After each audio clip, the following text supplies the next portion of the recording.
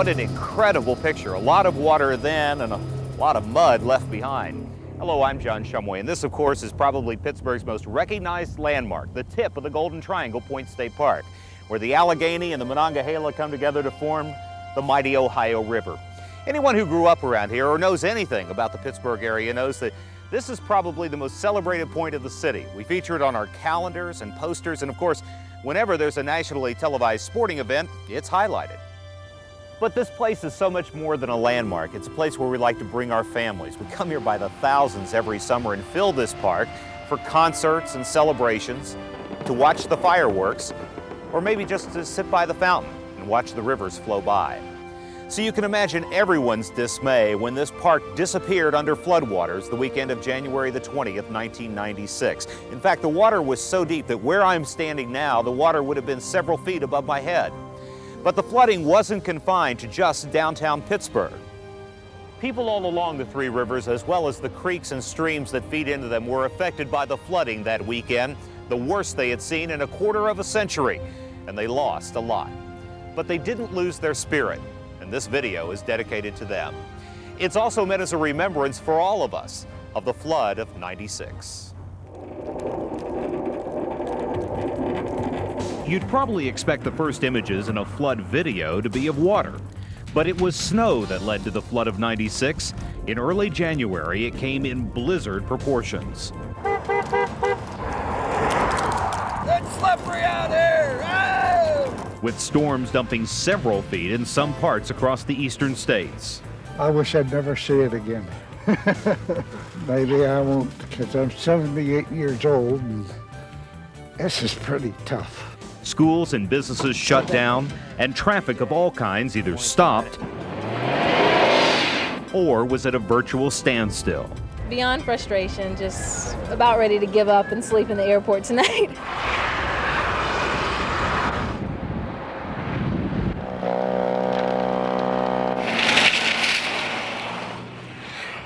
Hey Dave, we're going to go on 279, okay everybody? In all my years of snow removal, the best snow fighter is a good old son. Turns out there was a quick thaw. And then a steady rain.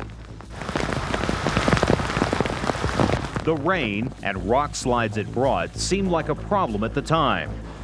But because of a freeze-thaw seesaw, something more formidable than landslides was taking shape on the backwaters, the creeks, and the rivers far from the city of Pittsburgh. Lock operators were among the first to sound the alarm, especially since the Monongahela River looked like a frozen pond after someone took a sledgehammer to it. Is this considered a pretty big ice flow here? Yes, sir. I would classify it as a pretty big ice flow. We have ice approximately about 12 miles up the river. Still, the mighty Mon worked her way towards Pittsburgh, snaking through a narrow passage in the ice. About the flooding possibilities when something like this happens? Well, with warm weather and we're starting to run a little bit more water right now, there's always that possibility. The bad thing about the ice now, it's getting up on end, it's packing in solids here. In the other direction, the ice chunks may have been smaller, but the worries were just as big for people living along French Creek. This is the main course of the creek, which is plugged solid. It's going down through, there's like an opening. That is now the creek has changed its course. I'm worried because the firemen say they don't know which way it's going to go when it breaks loose. Right there's our fire pit. We have barbecues and stuff at it. It's underwater.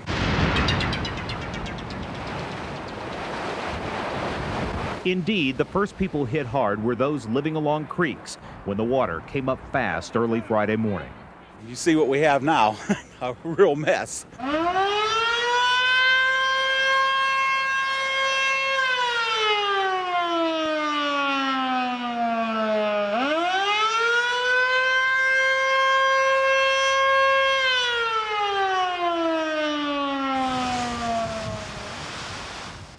If you've driven along Route 30 in Westmoreland County, you've probably been tempted to stop and admire the picturesque Loyalhanna Creek.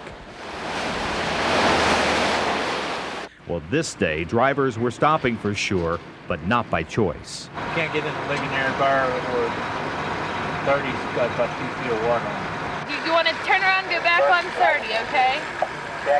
Don't try and brave any water that's too deep, though. If it gets too deep, don't go through it, okay? 59. Shut down. Probably a good idea to get all this stuff now, right? Yes. When did it start getting bad?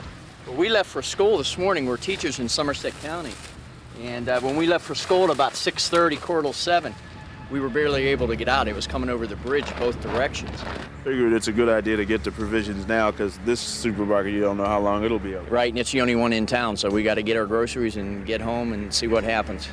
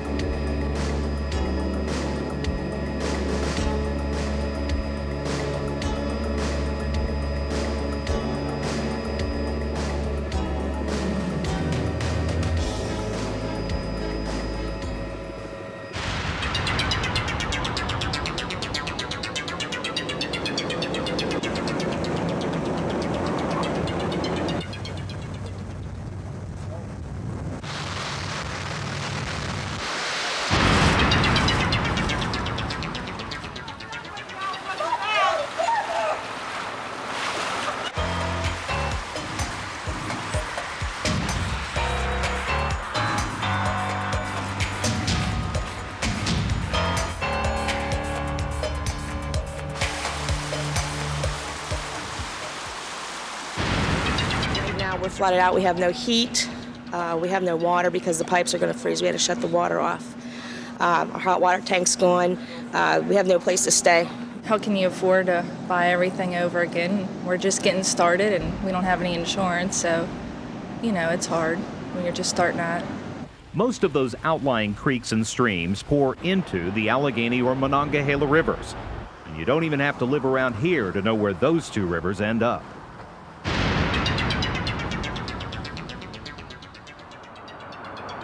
Friday afternoon, the Allegheny Wharf, one of two down by the river parking lots, inexpensive and popular with workers in downtown Pittsburgh. What most people didn't know when they parked there Friday morning, the Allegheny River was rising fast. Some heard it through the grapevine and got their cars out in time. But all of a sudden, it wasn't safe to drive out yourself.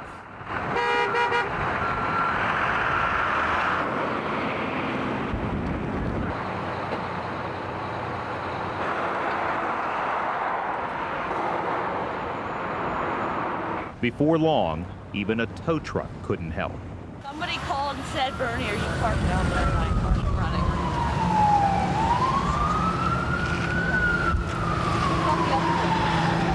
I was foolish. I went for the cheap parking today. I parked in the garage all week. I think I'm angry because at 9 o'clock this morning we were told by the predictors that it was going to be a crest of 22 feet, which is below flood stage, and so we didn't think we were going to have a problem, and now we're 31. As Friday wore on, both the Allegheny and the Mon began to close in on the Golden Triangle.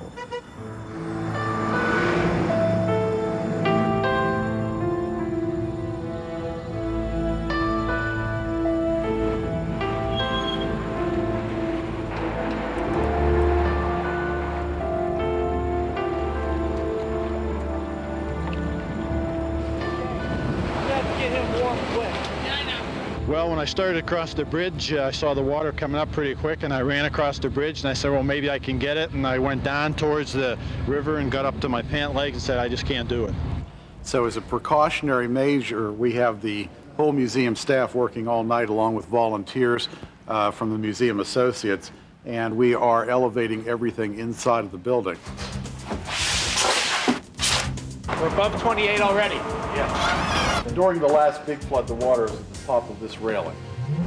So we're talking another couple of feet, and it will be inside the building. At your door. Right. Not inside it, yeah. Right. People in downtown Pittsburgh weren't the only ones fighting against time that Friday night. There was trouble on the Youghiogheny River, too. We're telling the residents of Connellsville to stay off the streets unless there's an extreme emergency. We're going to have the police out patrolling. We're going to use National Guard.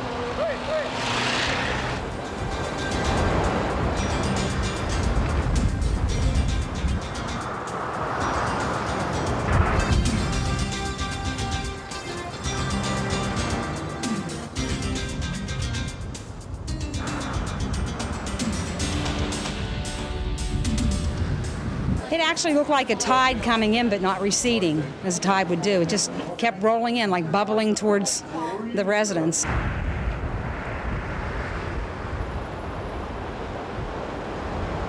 And as if the flooding wasn't enough, Mother Nature played another cruel trick that evening. Well, it's supposed to go down to about 5 degrees tonight.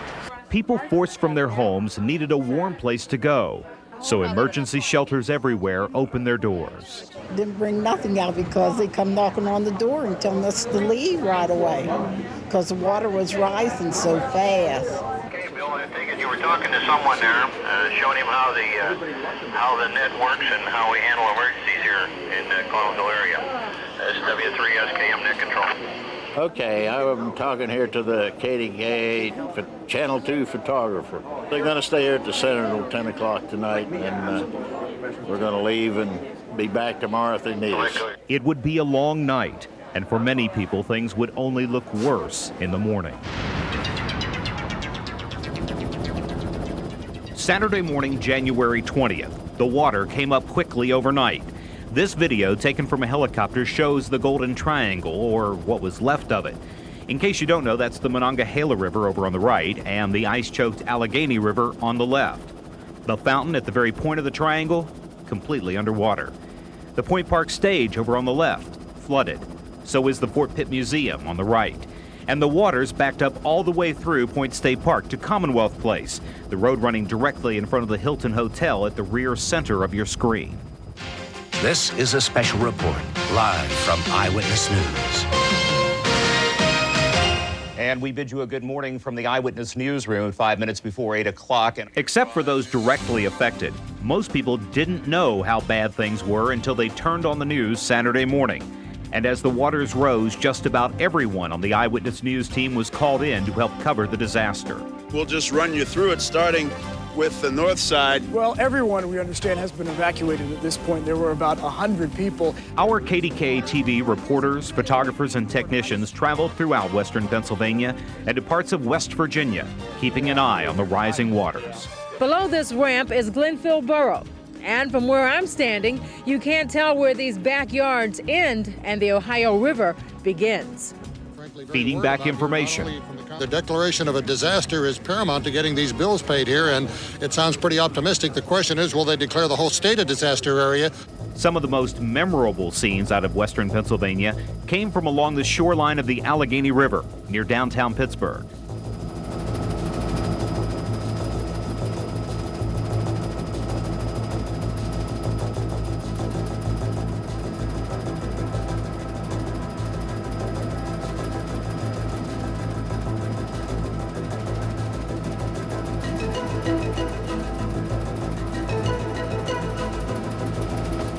The cars that were abandoned the day before on the Allegheny Wharf were now long gone or barely visible. Underwater or under huge chunks of ice. Pleasure boats, once docked upstream on the Allegheny, now crammed under bridges in the Golden Triangle.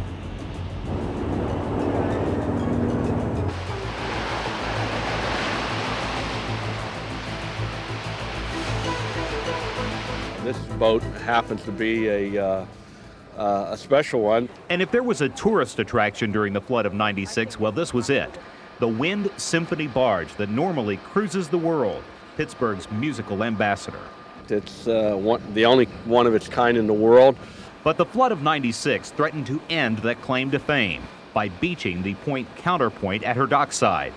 She had been lifted up by the water, moved over, and set down on the concrete wharf, smashing anything that got in the way. But that's not all. She was perched precariously at the wharf's edge. Probably worth a couple $1 million, and it's important to the city and its heritage, and we're trying to save it here. The big concern, efforts to refloat the barge could have her slide into the river and sink. It's gonna fall! But the dangerous state of the Wind Symphony barge didn't stop this man. A spectator caught his act on home video. The daredevil, a relative of the symphony's founder, and he's trying to shimmy across a tow line above the fast-moving Allegheny River. The mission, to get on board, which he did, and to steer the barge off of its icy perch, which he didn't. That would take days, and another tactic, one that you'll see a bit later. Why would you do that? A few blocks away, the 7th Street Bridge. This pleasure boat had broken loose upstream. The owner tracked it down after seeing his boat on the morning news. He showed up to salvage what he could. Your boat, obviously. Huh? What? Tell me what we're looking at here. You're looking at about $100,000 down the drain. Yeah, it's not a happy day. Across the river, others were on a mission too, as water crept into Three Rivers Stadium.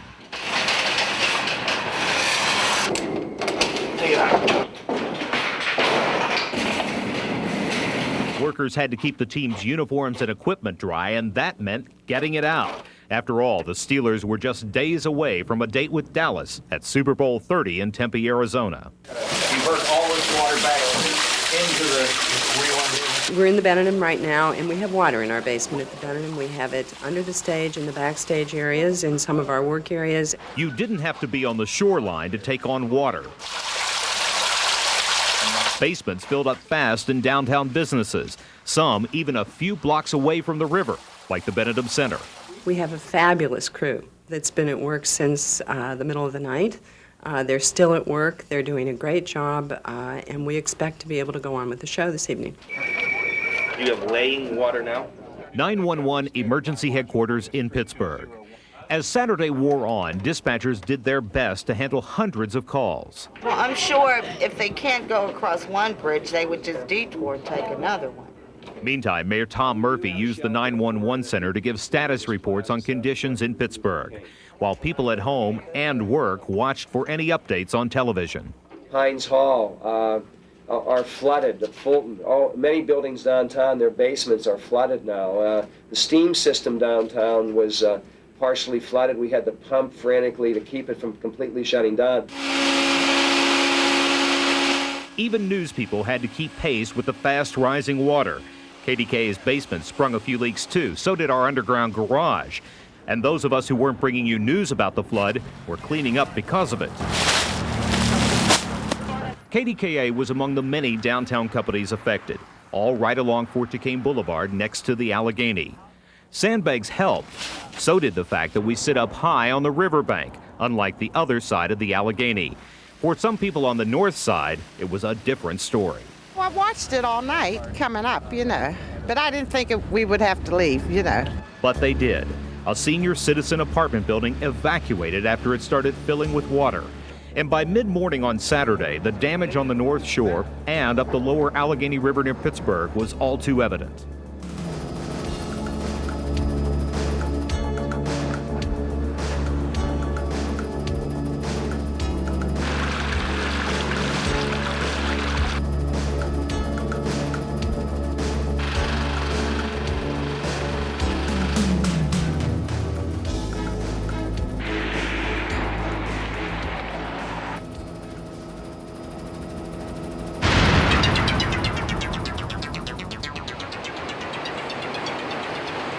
Further up the Allegheny, just above Oakmont, a group of barges broke loose and rolled over a dam. 7 of them missed hitting a marina in Oakmont, and then the 8th one took us out, hit it broadside and just wiped it out. There are 4 of us that live, 5 of us live year-round. That's a home, but it's gone.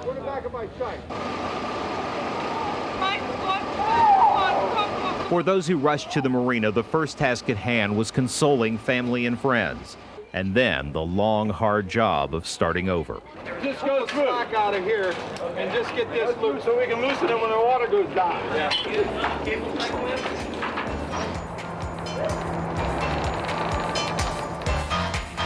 Just above the Holton Bridge, still in the Oakmont area, lies 12 Mile Island. It's a middle-of-the-river refuge for some people. Only now their homes were flooded.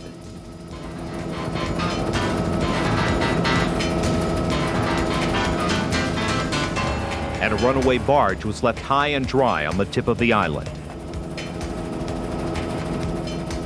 The lower end of the town is still underwater, and the problem we have now is that it's frozen over. In Freeport, Armstrong County, still further up the Allegheny.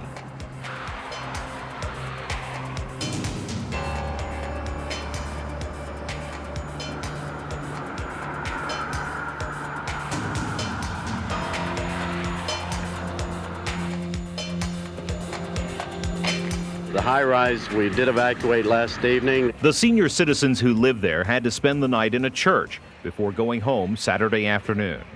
Feeling all right? Oh, yeah. Kind of an exciting night, I guess. Yeah, I don't want another one.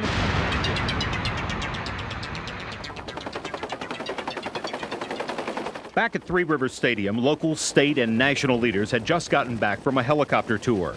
Pennsylvania Governor Tom Ridge and United States Senator Arlen Specter among them. It's a devastating sight. I mean, a couple weeks ago I was down here to watch the Steelers clinch the championship, and we walked back through the point. You can't find the point now.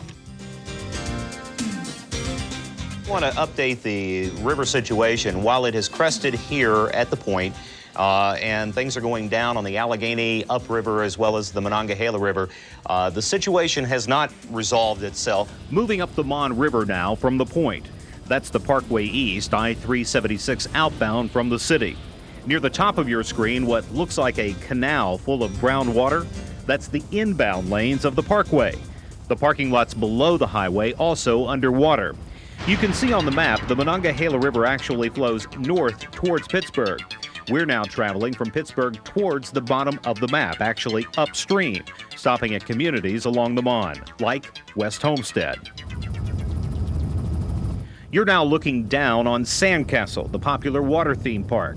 In the summertime, those water slides will splash you down into crystal blue pools. But for now, the slides bottom out in the muddy brown Monongahela River.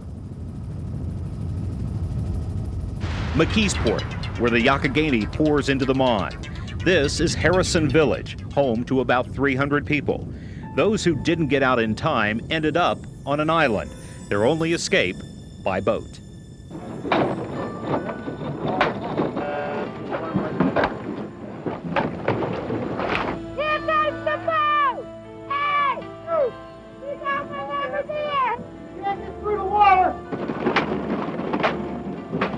Scary. Scary. I didn't think it was going to get this high, so we just stayed in there.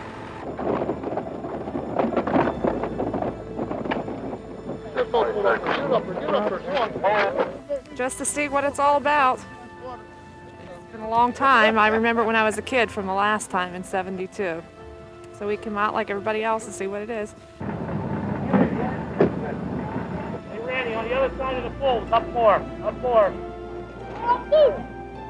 Like a skating rink, really bad. That's how it looked in another part of McKeesport, Walnut Street. First, it flooded. It just came all at one time. And then it froze, forcing some business owners to shut down. As for people who didn't move their cars in time, well, they wouldn't be driving anywhere anytime soon, at least not until everything thawed out. No doubt years from now, some kids in McKeesport will remember the day the streets turned to ice. Others will remember a temporary shelter at the high school gym, somewhere to pass the time with their parents on that bitter cold day when the flood came. What do you guys think of being evacuated from your homes? How is this? You having fun? No. No? Yeah. No. Oh, it was terrible. I'll tell you that now. They woke us up about 4 o'clock in the morning, and everything was just going wrong. All the people could do was wait for the all clear and catch a precious few hours of sleep until it was safe to go home. Continuing south now along the Mon, along the riverbank in the Glassport area. The damage to businesses visible from the air.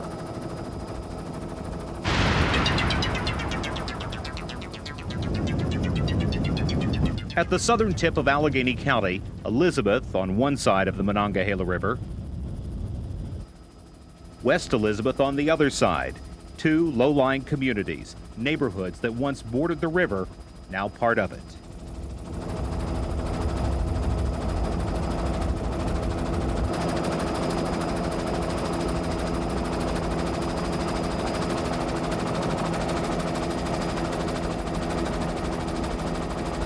Well, my mom and grandmother live here, A few towns away, upriver in Washington County, and they've been here all their lives, and they just don't want to move. Monongahela, the city named for the river. The water was already receding along Route 88. That's Main Street to the locals in Mon City. and it runs right through the heart of town. The people in these basement apartments wouldn't be going home anytime soon.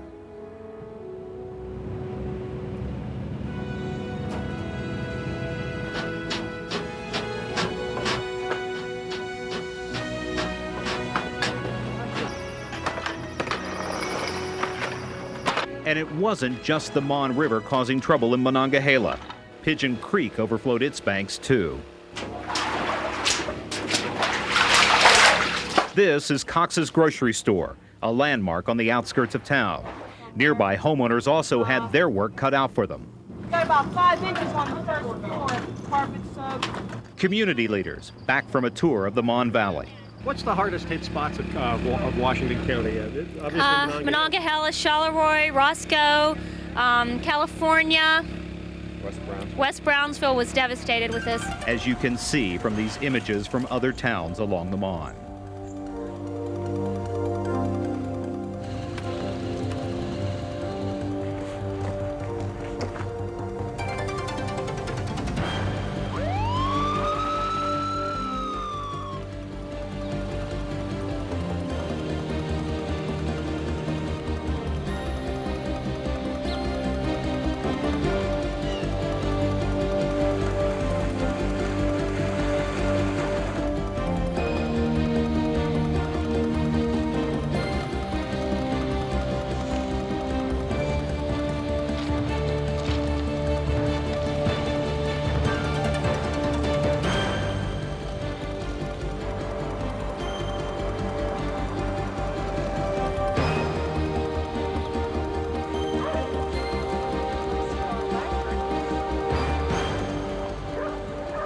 The situation has not resolved itself at all as we head on to the west on the Ohio. John Burdett's in the Weather Center. Back in Pittsburgh, forecasters were now focusing their attention downstream.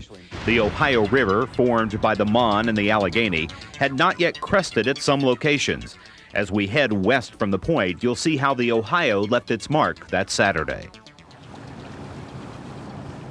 Neville Island, just downstream from Three Rivers Stadium.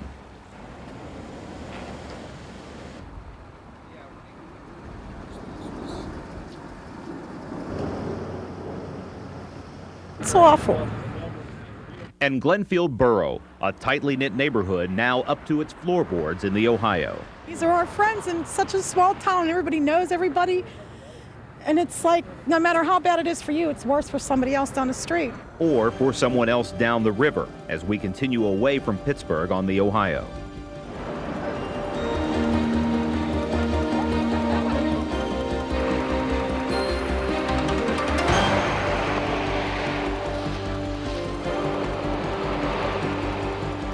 Flooded.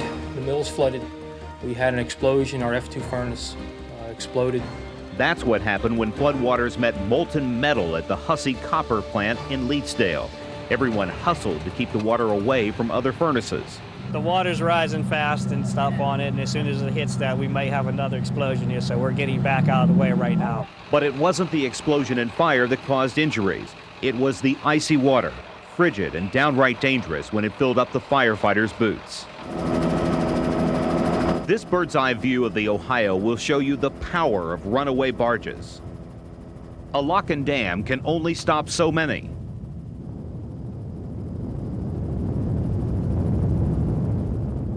You can imagine what it took to clear the wreckage. A few miles downriver in Freedom, Beaver County. Last time flooding was this bad, 1972. Hurricane Agnes. Only this time the water rose faster and with less warning.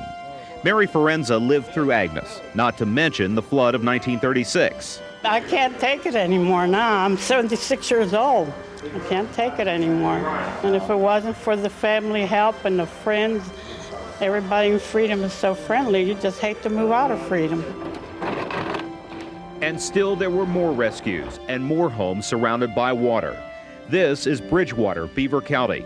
The signs of trouble were the same here and in many other towns along the river as the Ohio surged on, across the Pennsylvania border and into West Virginia. It's just been a devastation. This is the second worst flood we've had in the history of the town. In New Cumberland, West Virginia, help arrived even before the water went down, like this load of supplies from Weirton Steel. We just appreciate all the help that we're getting. Volunteers, people just calling and saying, what do I do to help? And it's a terrific effort. We've got approximately 53 businesses that are a lot of damage, severe damage in some of those. We have 225 households, 2 churches, 2 schools.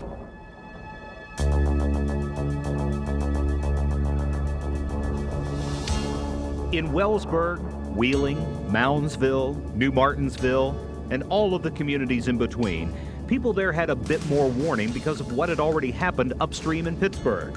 But that didn't make the losses any easier to take.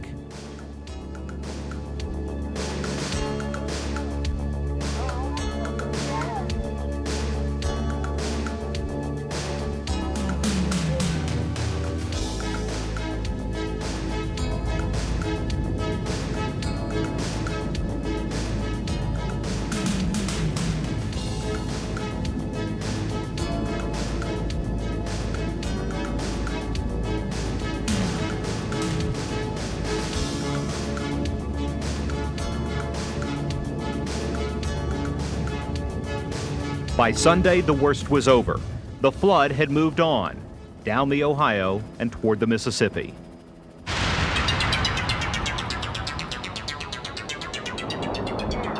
And as the water went down on Wheeling Island, it left behind sad mementos, like someone's rocking chair floating in the middle of the street. Checking the sword, make sure it's not clogged. It's okay. It also left muddy water everywhere.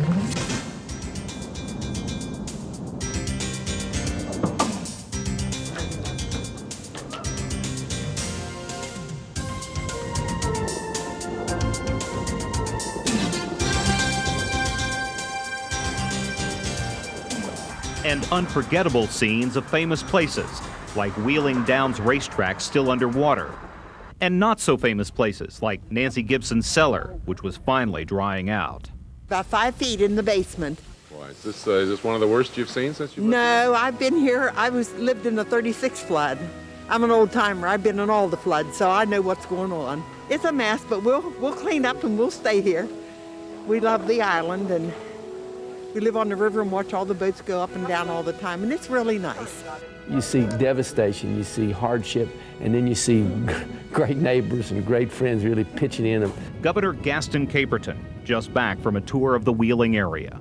So you'll get a chance to find out what's happening up in the Weirton area, all the way up north. We'll fly over and see it. And on his way with other community leaders to see more of what the flood had done to the people of West Virginia.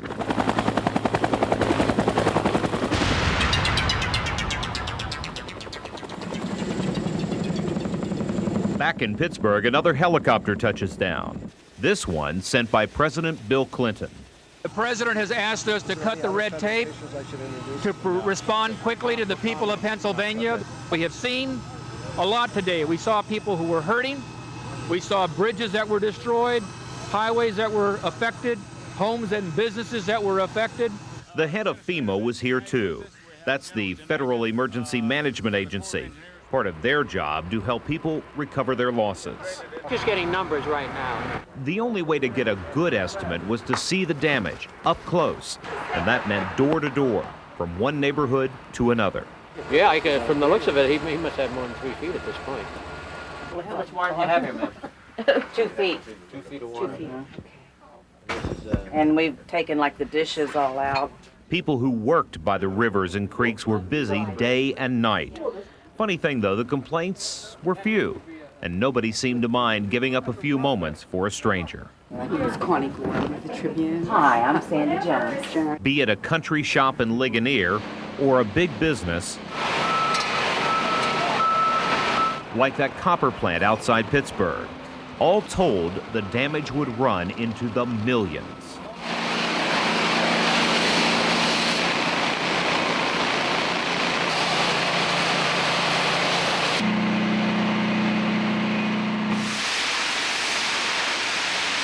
We're getting rid of the mud first, then so we can see what our damage is on the floor. And then from there we're going to start taking the floor up and you know, little by little. We had to throw most of our equipment away. In Bridgewater, beer was flowing at Boots Texas Roadhouse, but of course no one at the restaurant was celebrating. They were trying to get back their livelihoods and remembering the last time it happened. Well, I was 10 years old when Flood Agnes came, and it's pretty much the same, he says. The same damage, same, the walls, the insulation in the walls are soaked, the windows are broken, the floor is buckling, so it's the same elements. All kind of mess city. In spring, I'm moving it on. I've been through 3, that's enough.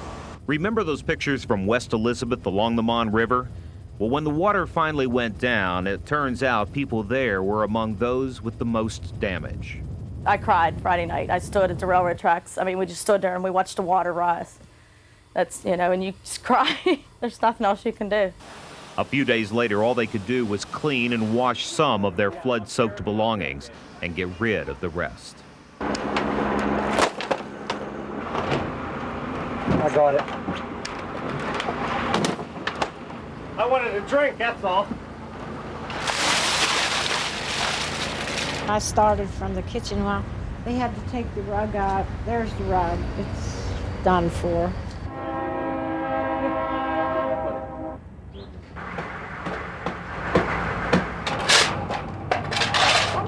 It was up to up to about here. Okay. And, oh gosh, the TVs, everything's gone. Well, they're doing the best they can. I mean, I can't believe that some of the people have gone through what they've gone through. I mean, they didn't know where to turn.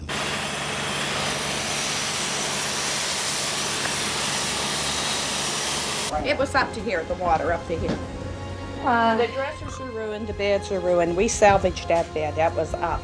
Most of the folks told us they shed a few tears, thanked their friends and family for helping out, thanked God that no one was seriously hurt or killed in the flood, and then they set out to get their lives back in order.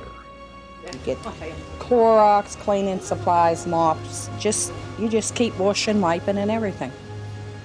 And somehow maybe that takes your mind off how awful it really is. And you figure, well, tomorrow's another day. The floodwaters have moved on now, but in their wake, they affected thousands of people in southwestern Pennsylvania and West Virginia. But as you heard many of them say, they've been down this road before with major floods of the past. So what made this one so different? Well, for one thing, it was a whole new generation actually experiencing a flood. After all, they'd only heard their parents and grandparents talk about the big one. It was rare they even saw pictures or video of the flood back around Easter time of 1936. Ask anyone in western Pennsylvania old enough to remember. They'll tell you stories about how downtown Pittsburgh streets turned into canals, and it was water up to the ceiling for most people living or working along main streets in all of the small towns up and down the three rivers. You'll also hear recollections about the other one in '72. Agnes, they called it, when a hurricane left its remnants on this region. You don't see many shots of Agnes either, except this home video shot just a few blocks from here and sent to us by a KDKA viewer. And technology is another reason why the flood of '96 was so different. People saw the disaster as it happened, and they won't soon forget the pictures beamed live into their homes. And if there's one final image that people will remember from the flood of '96, it's that huge Wind Symphony barge. The last we showed you, it was teetering on the edge of the Allegheny Wharf, just a few hundred yards up the river. It looks unreal. You don't realize how much damage that water can do. Oh, my. Right after the floodwaters receded, there it was, the point counterpoint, tilted on the edge of the Allegheny Wharf. You know there's a flood, but until you see it, you don't believe it. Disbelief was the common reaction as people came to get a better look at the barge and the cars and trucks smashed underneath.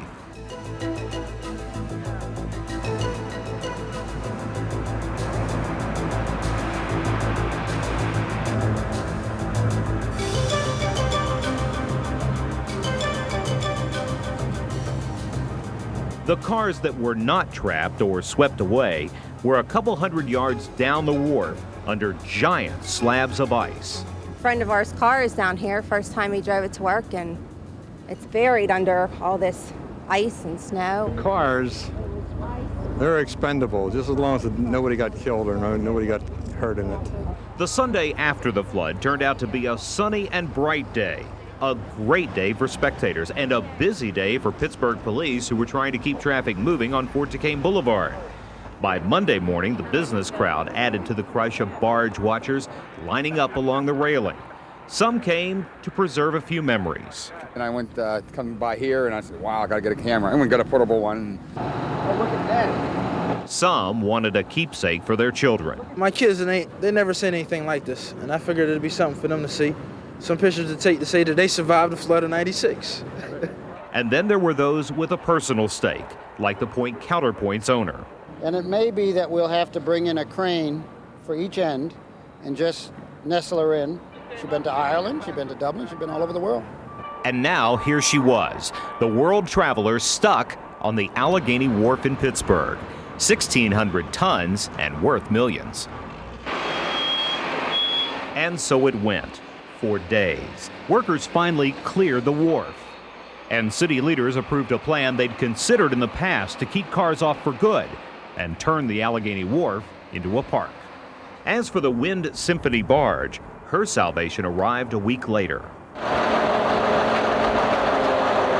Experts had spent the time figuring out what might work and what might not. Exactly. It might drag it in with the current, it might just drag it down. Robert. And as the crews worked to get everything in place and lined up just right, this final crowd gathered to watch what would be the last rescue of the flood of '96.